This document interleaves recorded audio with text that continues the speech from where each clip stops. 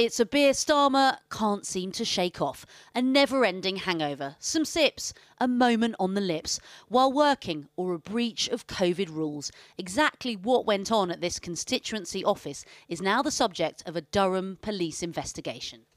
Sir Keir, good morning. Will you resign if you're fined by Durham Police? Will you be resigning if you get fined by Durham Police? Are you a hypocrite, Sir Keir?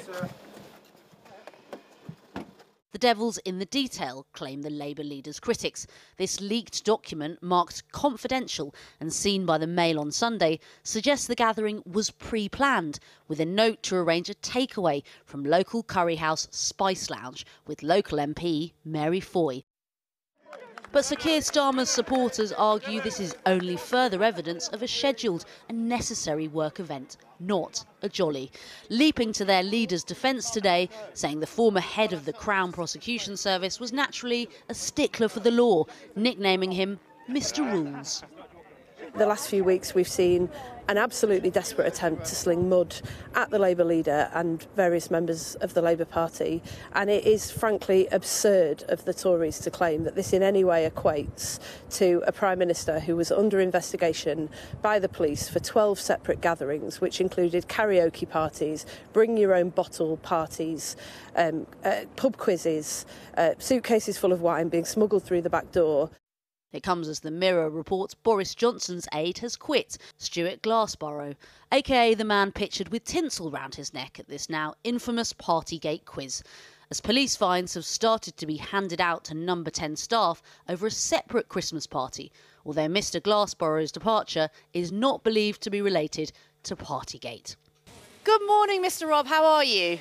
Couple of questions for you. I'm very well, thank you. This morning we caught up with the Deputy Prime Minister. Oh, wonderful. Just a quick question for you. Do you think Keir Starmer should resign? I'm not going to get into all of that. Clearly, there is a big question around the rank double standards he's shown in all of this, but those are questions for him to answer. Is it the same as an ABBA theme party, sir? But did later concede that losing nearly 500 seats at the local elections was, quote, a mixed bag. Look, I think it's been a very challenging set of results, but at the same time, there are areas where we've been made gains in Hartlepool, in Barnsley, Bolton, in the so-called red wall seats, in the blue wall seats from Thurrock to Basildon. There are places we've made gains. Labour claim the Conservatives are keen to smear not only their leader but their local election gains. On the topic of burying bad news. Priti Patel, your racist policies are killing people. Your plans to send people seeking asylum to Rwanda are inhumane, they're inhumane and are going to ruin people's lives. This less than pretty ambush by protesters at a private Tory dinner has now been viewed more than 2.5 million times. Perhaps a moment the Home Secretary would rather forget too. Meanwhile, this evening news broke that an event Sir Keir was due to speak at tomorrow has now been cancelled, but organisers won't say why.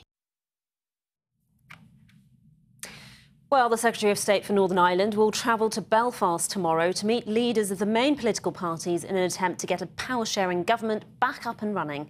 His visit comes after Sinn Féin's historic win in Northern Ireland's Assembly elections was confirmed last night. Our policy correspondent Paul McNamara joins me now from the Stormont Assembly in Belfast. Paul. Yes, for the very first time, a nationalist party, a party that believes Northern Ireland should break away from the United Kingdom and form a united Ireland, is the largest party in Stormont and has the right to lead the Assembly. But having the right to become the First Minister and actually becoming First Minister are two very different things. Sinn Féin can only form a government here if the Democratic Unionist Party, the DUP, agrees to enter power sharing alongside them. Without that, stalemate, paralysis. And it has to be said, right now, it looks like that is the most likely outcome. The sticking point for the DUP, they say, is the post-Brexit protocol, which, for checking goods as they come from Great Britain to here. They say that means that Northern Ireland is being treated differently than other parts of the United Kingdom, and they need it scrapped. The line doing the rounds from them is you can either have the protocol or you can have the executive, but you cannot have both. And that is the message that Northern Ireland Secretary Brandon Lewis will be facing when he comes here tomorrow to meet leaders. He was asked about it this morning. He said he thinks there's a third way, a renegotiation with the EU. The EU haven't shown the flexibility that we want or need to see to resolve these issues properly, both for Northern Ireland and the wider United Kingdom, because obviously Great Britain business is also affected by this. But if we don't get that, and what's frustrating over just the last couple of days is this news that the EU seem to be saying that they won't show any flexibility and they're not going to look at what they can do to move to fix these problems. They recognise there are issues there. We all as elected politicians have a duty to resolve that. That's why we've said we take nothing off the table, and if we have to take action, if we can't get that resolution, then we will do so. Now, Paul, what happens in the meantime if they don't come to an agreement?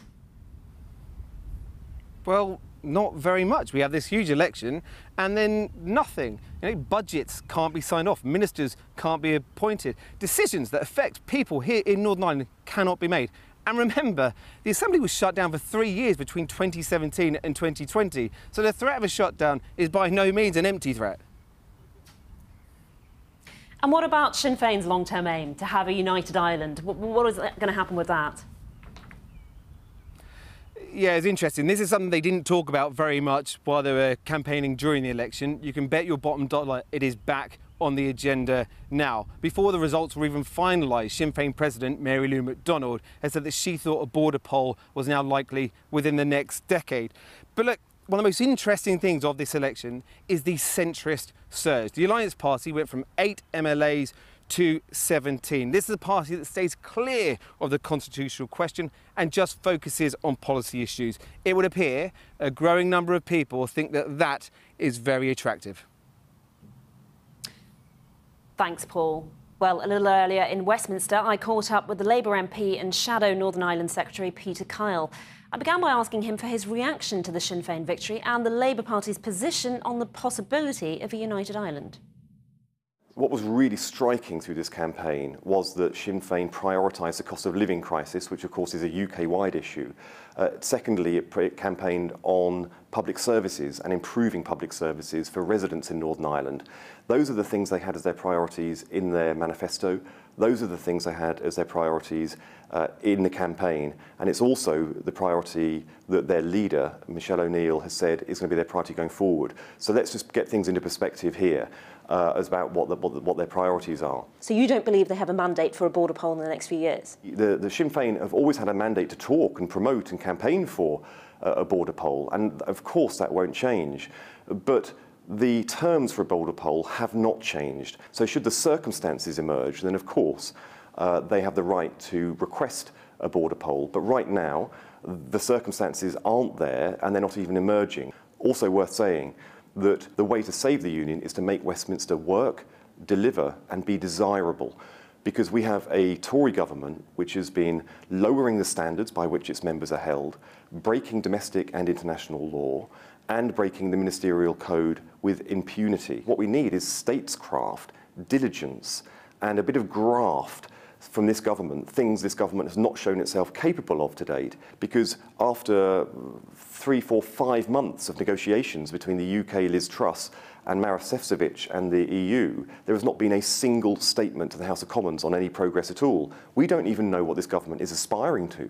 When they say they want to deliver change, we don't know what the change is. And the DUP, on their terms, feel that they are being lied to and misled. That's what's driving the mistrust and driving the fear they have of going back into the executive, because they believe they'll be lied to once more. Let's just talk about Labour's performance in the local elections. It wasn't as good as you were hoping. We had such a good week last week. But not as good as you wanted. In 86 local authority areas, Labour made progress. That is more than any other party. That is way more than any other party. And never forget, we went into these sets of local elections having double the amount of councillors than the Tory party did. So this wasn't an equal, all starting on the same start line. We were already ahead of the Tories and we made more progress. Your leader is now facing questions about his beer and curry consumption during lockdown. How have you ended up in this situation? We've landed in this situation because, just look at the date that this investigation was leaked to a Tory press. It was on the day of the election. So we're in a situation because, you know, certain people want to make hay of something which was a completely ordinary event, certainly within the rules. It was a campaigning day. It was outside of lockdown. It was in a Tier 2 area, and Keir was up doing his job as leading the party in an election campaign. Election campaigns are chaotic, they are energetic, You know, they require a real fleet of foot when you're doing so. He was up there, and of course, because he was hundreds of miles away from London, he ate. He ate breakfast, lunch and dinner when he was there because, you know what? Food wasn't illegal during COVID. And it wasn't illegal in Tier 2, and it wasn't even legal to eat at any other point during the COVID operation. So yes, halfway through that campaign, he stopped and had a bite to eat, and then he carried on working as he was eating. He carried on working afterwards. There was no rules broken. I have to say, these excuses sound very much like Downing Street's excuses. Boris Johnson, he did break the rules. He has been fined. And also, this is just the tip of the iceberg because there is much more to come. 55 fines have already been sent to people who were working for the Prime Minister in Downing Street during the lockdown, a year earlier than the conversation that we're having now. There is a big difference. So if Boris Johnson receives another fine, should he resign? Yes. And if Keir Starmer receives a fine, should he resign? Keir Starmer won't receive a fine. But if he does? He won't receive a fine because he didn't break the rules. I'm very confident. Peter Kyle, thank you very much.